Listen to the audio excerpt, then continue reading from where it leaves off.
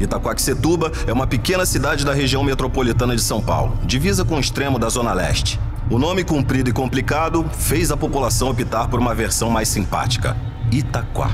Mas em 2011, do dia para a noite, Itaquá se transformou num lugar que não mostrava mais nada dessa simpatia. 5 de outubro. A polícia recebe um chamado sobre um homem baleado no Jardim Luciana. O corpo está na rua. A perícia recolhe os projéteis próximos ao cadáver e estranha. As balas são de uma arma calibre 28.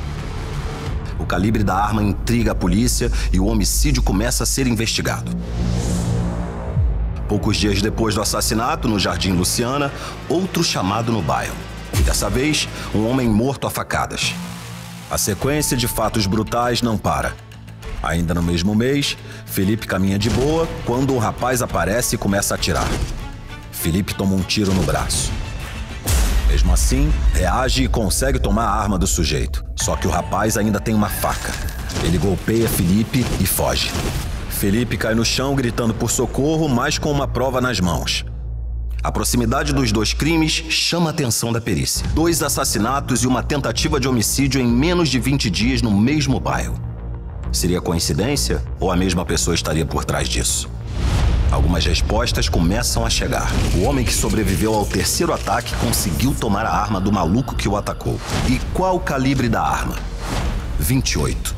Sim, o mesmo das cápsulas encontradas no primeiro assassinato. Não dá mais para jogar a culpa no acaso. Para a perícia, tudo aquilo tem um terrível motivo. Itaquá agora tem um serial killer. O jeito dele atuar vai fazer com que você identifique sempre as mesmas condições. E aí ele entra nesse rol de assassinos em série, né, de criminosos em série. Por isso que a gente fala que o serial killer, ele é uma pessoa de mente perturbada. Ela é uma pessoa que ela é fruto, né, esses atos bárbaros, esses atos que chamam a nossa atenção, são frutos de profundos conflitos psicológicos. O cara que sobreviveu ao ataque consegue descrever o suspeito. Ele é branco, baixo, jovem e um detalhe curioso. Estava numa bicicleta azul. Outra vez os extremos. Um sujeito extremamente cruel passeando por aí numa bicicletinha quase infantil. A perícia busca algum padrão do assassino. As vítimas não parecem ter nada em comum. Passam 2 semanas e Itaquaquecetuba volta a ser a simpática Itaquá. Dominó no boteco, criançada na rua, tudo tranquilo. O cara da bicicleta azul já tá virando lenda urbana. Mas o bicho papão ainda tá no telhado. Em novembro, a cidade bipolar vai pro seu extremo mais perigoso. Um técnico de telefonia que estava arrumando uma fiação num poste vê o criminoso matar uma das vítimas. Foi um ataque do nada, totalmente aleatório. A aluna de uma academia vê o assassino passar na sua frente de bicicleta. Segundos depois, houve tiros. Outro homem cruza com o suspeito e escuta ele dizer: "Esse não". Em seguida, houve-se tiros. Outro cara foi escolhido como vítima. O motivo? Ninguém faz ideia. Em um mês, o assassino fez mais 4 novas vítimas. Agora com calibre 38. Nenhuma sobrevive. Apesar do serial killer da bicicleta azul ter cometido diversos crimes num tempo relativamente curto, não foi um crime assim divulgado pela mídia. Acredito porque tenha sido talvez numa cidade onde a grande parte da população são trabalhadores de uma condição social mais simples. Então, não é algo que chame tanto a atenção. No momento que essa pessoa estivesse fazendo esse mesmo procedimento na Avenida Paulista, eu garanto que isso aí seria um crime extremamente divulgado pelo local onde ele estaria sendo executado. Eu acho que esse caso específico não repercutiu tanto na mídia, basicamente por 2 motivos. Acho que um seria o preconceito social. Então, acho que se esses mesmos crimes acontecessem num bairro rico, com certeza a repercussão seria bastante diferente. E outro também pelo método que ele utilizava. Então, a arma de fogo é um método mais impessoal, não tinha, assim, grandes elementos sádicos, ele não colocava suas vítimas, por exemplo, em situações de tortura, em que elas padeciam de um sofrimento por um longo tempo. Então, o método que ele utilizava era um método, assim, menos espetaculoso. Então, consequentemente, acaba chamando menos atenção por conta disso. Tirando o fato de todas as vítimas serem homens, elas não têm mais nada em comum. Idade, cor da pele, orientação sexual, nada bate. A polícia não consegue traçar um perfil. Dennis tem todas as características do assassino que aterrorizou Itaquaquecetuba. A bicicleta azul, as roupas, o rosto do retrato falado e, finalmente, a arma que matou 6 das vítimas. A perícia não precisava de muito mais para acreditar que o serial killer de Itaquaquecetuba só podia ser ele. No momento em que é preso, Dennis alega que estava com um revólver porque vinha sendo ameaçado. Mas as investigações apontam que, no fundo, era ele quem ameaçava os moradores da região.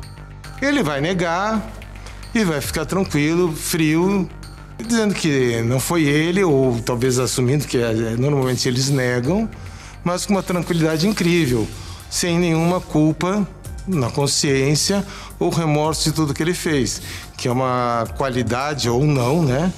Uma condição dos psicopatas, ausência de sentimento, ausência de emoção. Dennis não tem passagem pela polícia, não é usuário de drogas e leva uma vida simples trabalhando como camelô. Um rapaz comum que viveu normalmente durante 21 anos até algo acontecer na sua cabeça e o levar a subir numa bicicleta para matar sem nenhum motivo, escolhendo aleatoriamente suas vítimas. Se você está esperando uma resposta definitiva com as razões que levaram Dennis a assassinar pessoas, pode tirar sua bicicletinha da chuva. Laudos psiquiátricos atestam que Dennis não tem discernimento do que é certo e errado e não tinha nenhuma motivação para matar. Ele simplesmente matava. Em 2014, Dennis chega a ir a júri popular por um dos crimes. Entendendo que ele é completamente incapaz de compreender o caráter ilícito das atrocidades que cometeu, o juiz determina sua internação em um hospital psiquiátrico por um período mínimo de 3 anos. Todo assassino em série poderia, sim, ser classificado dentro de um transtorno mental. A gente costuma usar essa palavra transtorno ao invés de doença para fazer uma distinção da área da medicina, onde as doenças têm mais a ver com o corpo, com a biologia. Então, na hora do transtorno, a gente vai falar de uma doença, entre aspas, mas que é uma doença psíquica, é uma doença somente psicológica. Então, por conta desse comportamento compulsivo, né, que ele precisa fazer esse ato para satisfazer a sua angústia, por conta das fantasias, dos delírios tão frequentes nesse tipo de caso, a gente poderia, sim, falar de um transtorno mental. Segundo os laudos psiquiátricos, Dennis é inimputável, o que impede que ele seja julgado e condenado como a maioria dos criminosos. Para se ter uma ideia da cabeça da pessoa, sabe onde Dennis estava no dia da manifestação dos moradores que pediam a captura do assassino? Dennis estava no protesto. O fato dele estar sempre com a mesma roupa, andar sempre com a bicicleta, voltar na cena do crime ou participar de uma manifestação popular que foi organizada ali, né, pelas pessoas do bairro contra os assassinatos, isso demonstra que ele tinha muito prazer em acompanhar as investigações, em saber da repercussão midiática e, portanto, ele se colocava em risco de ser pego e acho que ele, na verdade, queria isso. Ele queria cometer uma série de assassinatos, mas ele tinha esse desejo de que as pessoas soubessem que era ele que estava dando aquela mensagem para o bairro, para o mundo. O serial killer da bicicleta azul é internado no hospital de custódia e tratamento psiquiátrico. 5 anos depois, morre no hospital. O que leva uma pequena cidade a ir da tranquilidade às páginas policiais, a gente pode até imaginar. Mas o que leva uma pessoa a ir da normalidade à insanidade de uma hora para outra é mais difícil de entender.